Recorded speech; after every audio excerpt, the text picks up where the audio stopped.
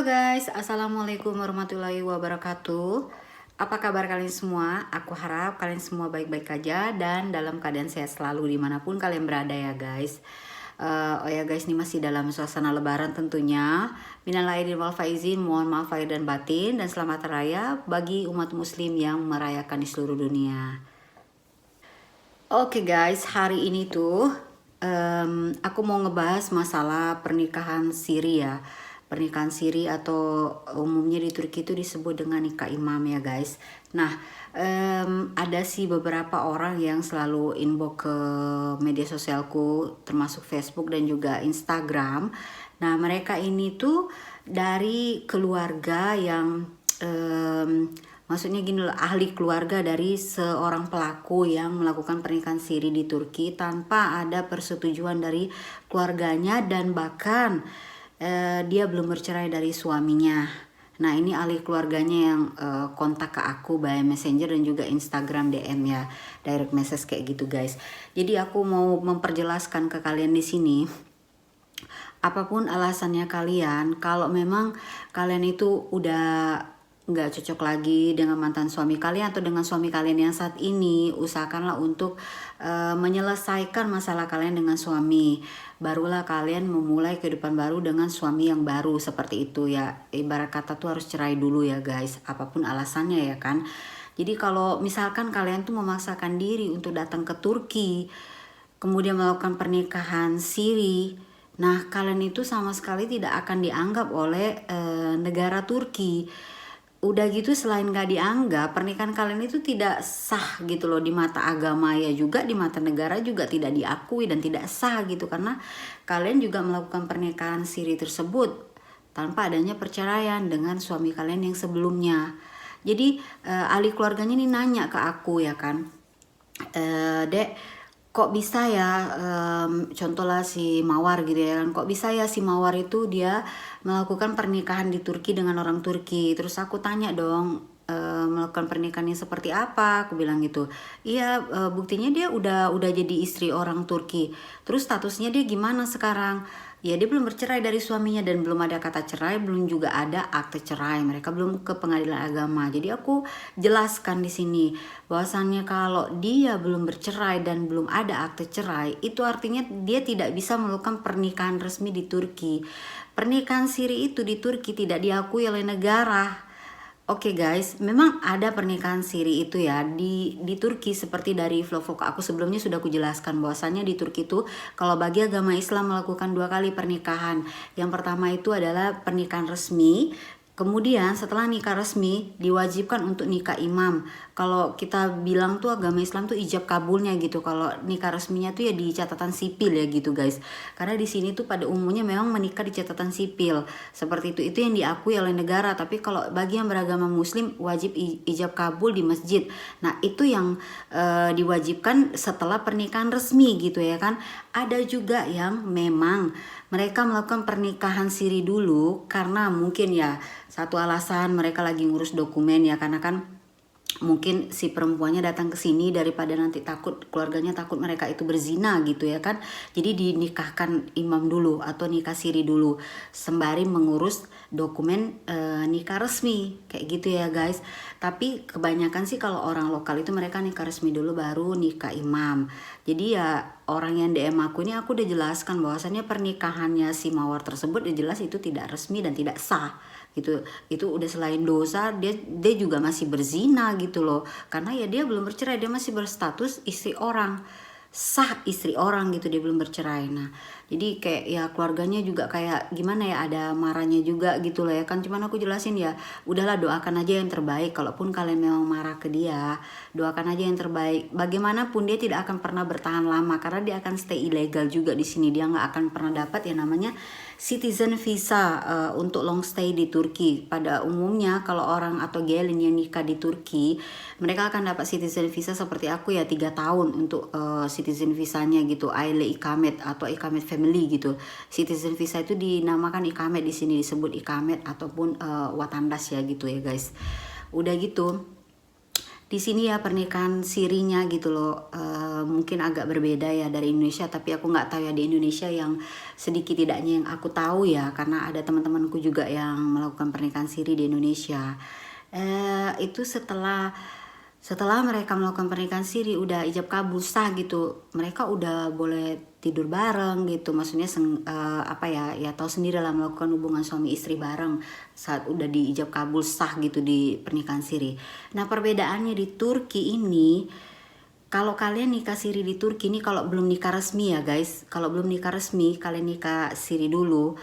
Itu tuh ini dari pengalaman aku dan juga ada pengalaman gali-gali yang lainnya guys, karena kebetulan aku share di Facebook ya pengalaman ini, dan barusan juga ada temenku yang baru nikah, jadi kita tuh kayak sharing gitu, karena aku penasaran apakah mereka tuh sama dengan yang aku alamin atau tidak gitu ya kan, jadi aku share dong.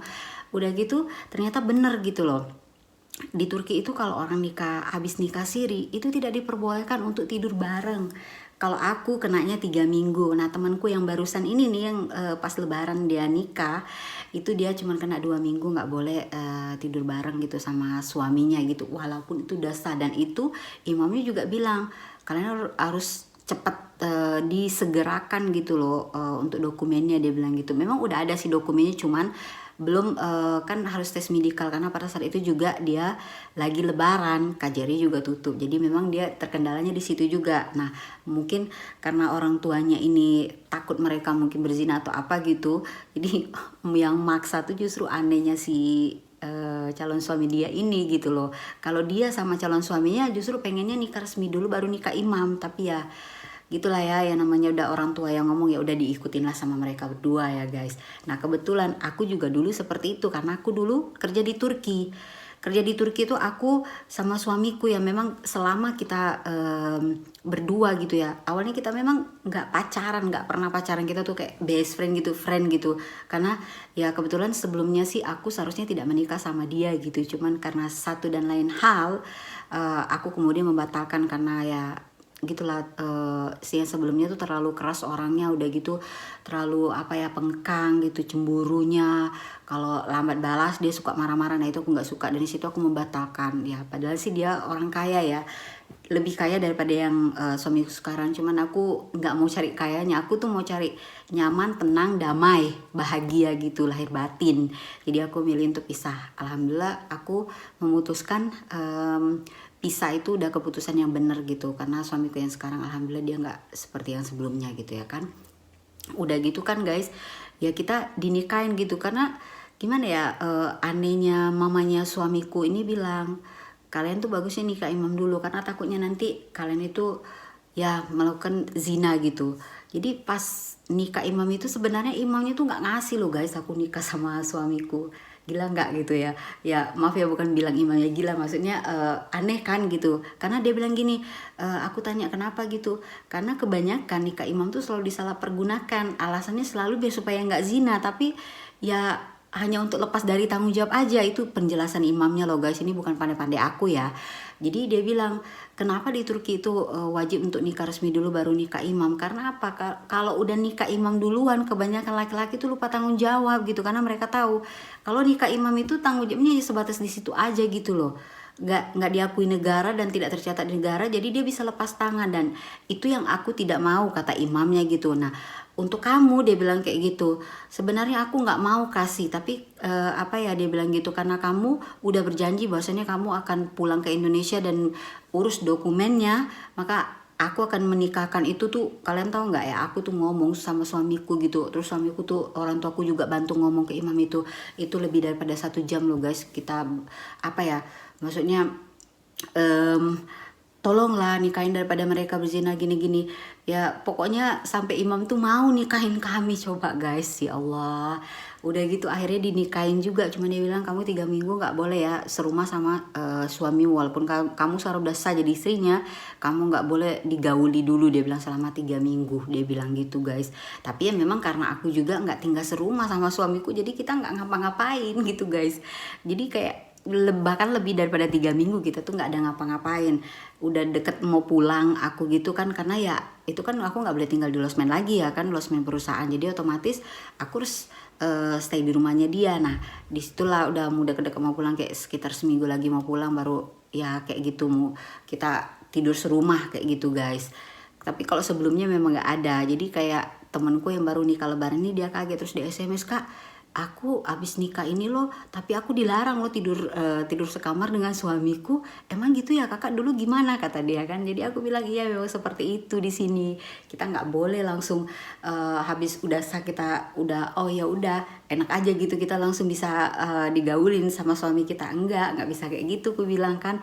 "Oh gitu ya kak ya, baru tahu lah aku," dia bilang gitu. Ya memang inilah perbedaannya mungkin ya. Aku nggak tahu sih di Indonesia, mungkin sebenarnya peraturan resminya mungkin seperti ini juga ya guys. Tapi mungkin kebanyakan orang karena ya tanda kutip ya salah mempergunakan gitu loh pernikahan siri ini. Karena kalian tahu lah pada umumnya tuh banyak yang ya alibi doang gitu biar supaya nikah siri itu supaya apa sih namanya itu menghindari zina atau apa, tapi kenyataannya hanya untuk menghindari tanggung jawab aja gitu sebenarnya ya kebanyakan ya. Karena memang realitanya yang kulihat yang nikah siri itu kayak ya udah yang penting udah sah gitu, kamu istri aku ya udah gitu, hanya sah untuk zinanya doang gitu ya kan, nggak biar supaya nggak zina aja gitu. Tapi kalau masalah tanggung jawab nafkah apa gitu kayak banyak yang lepas tangan.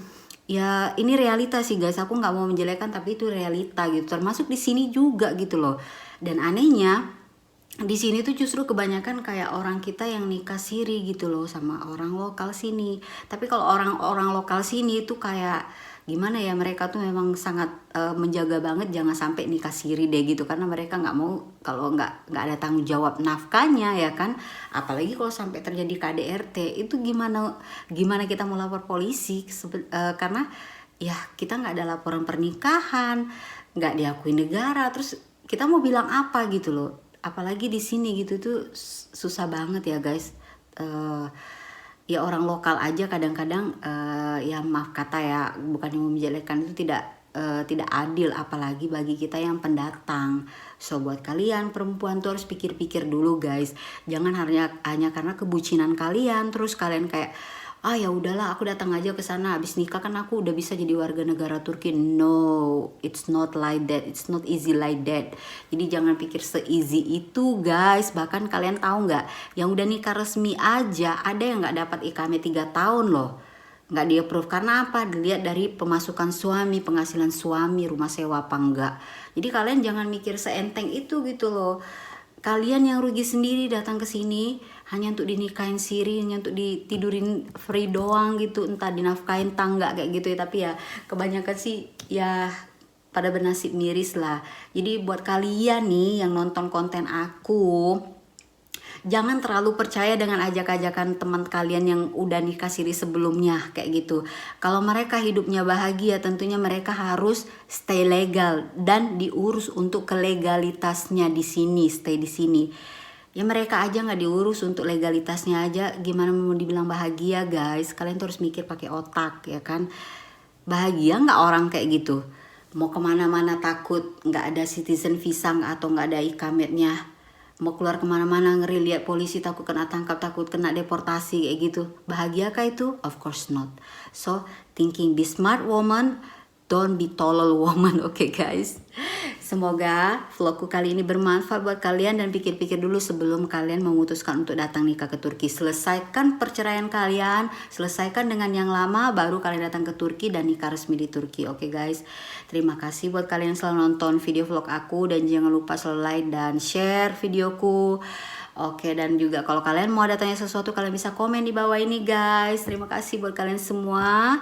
Thank you. Assalamualaikum warahmatullahi wabarakatuh. See you on the next video. Ciao ciao.